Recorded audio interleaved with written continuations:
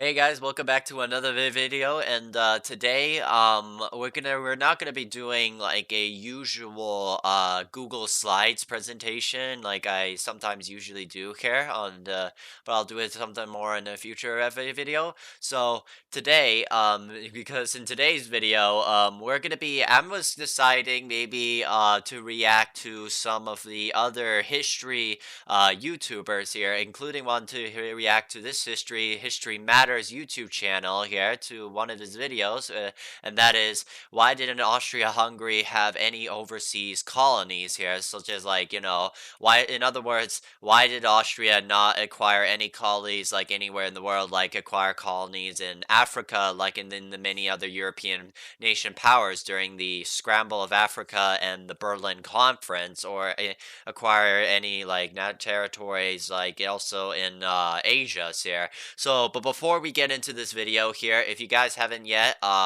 please be sure to hit the like button, subscribe to my channel if you're new, and yeah, comment down below yeah, and don't forget to like and share. And I'll probably create like a new playlist also that I'm gonna be where I do reaction of, like, basically of me in the History Buff channel, to where I react to different history topics and time periods, areas, and all by different history YouTubers here. So yeah, but anyways, let's get to it. Alright, here we go. So this is going to be a 3-minute long video, so this is going to be pretty short here, so let's go. Know something about the Austro-Hungarian Empire. We know that Franz Joseph was its Kaiser, it liked to eat Balkan countries, and that it broke up after the First World War. It was a great power throughout its entire existence, and so one of the great questions surrounding it has often been, why didn't it have overseas territories like the other great powers? First of all, it did, just no large ones, and we'll get to that later, but as for why Austria-Hungary never had any major colonies, the reason is very simple. It couldn't. This was mostly down to a lack of capacity. The Austro-Hungarian navy wasn't very formidable, let alone capable of defending a vast colonial empire. Another reason was that for those at the top of the Austro-Hungarian government, they already had an empire. You see, the Habsburg monarchy had something the other great powers didn't. Room to expand next door because the Balkans were fair game. The Habsburg monarchy did join the rest of the great powers for the 1884 Berlin Conference. Here, the famous scramble for Africa was planned, which divided up the continent amongst the European powers. Austria-Hungary took no African colonies for itself during this, because again, it had its own problems. That's not to say that the Austro-Hungarians took zero interest in overseas activities though. Many private citizens and businesses urged the government to build an overseas empire, the most notable being the Austro-Hungarian Colonial Society.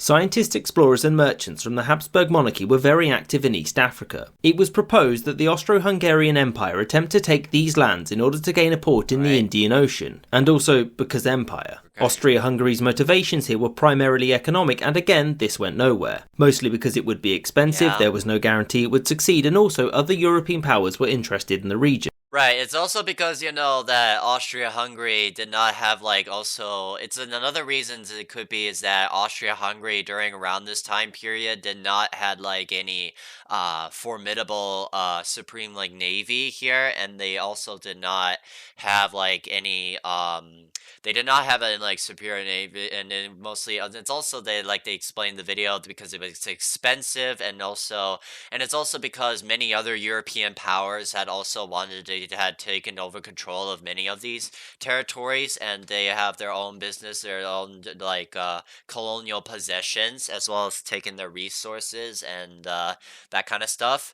But and it's also that we have Austria-Hungary had a weak technology here, and also did not have a formidable navy during around this time period here, and yeah, so, and it did not have a formidable army, and all the, and yeah, and it did not have, like, any discipline or any, like, did not have lack of any determination of also when to also to gain also, like, access to any colonies, like, in Africa here.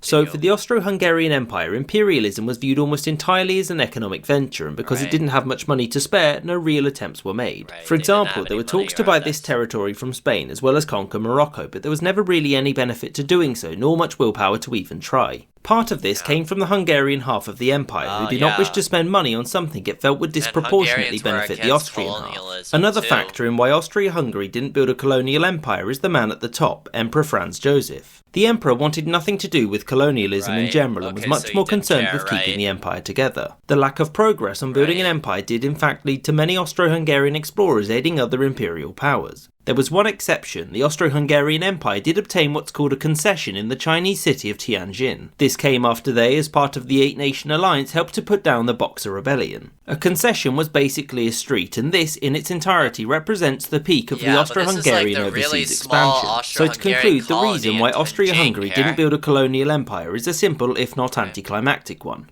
It couldn't. If they had taken their explorers' advice and taken part in the scramble for Africa, their empire could have looked like this, but then again the dual monarchy was under great strain already. Perhaps it was prudent then that Franz Joseph not complicate things. I hope you enjoyed this. Alright, yep.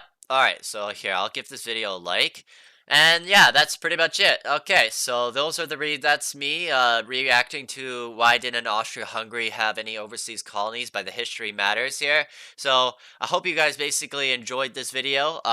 If you enjoyed it a lot here, if you want me to react to also like any other YouTubers and not just the History Matters, like maybe others like the Armchair Historian here, or like maybe others like maybe oversimplified or captivating history, or even like you know, or many others here, please if you came up with any good ones here, please let me know in the comment section down below here. But that was pretty much it of reacting to this video here. And if you guys enjoyed it, and if you still want to see more content like this, be sure to hit the like button, subscribe to my channel if you're new, don't forget to comment and turn on the bell notifications, that way you get notified by every video that I'll be posting the channel. And yeah, so I'll see you guys in my next video. So stay hands out, peace.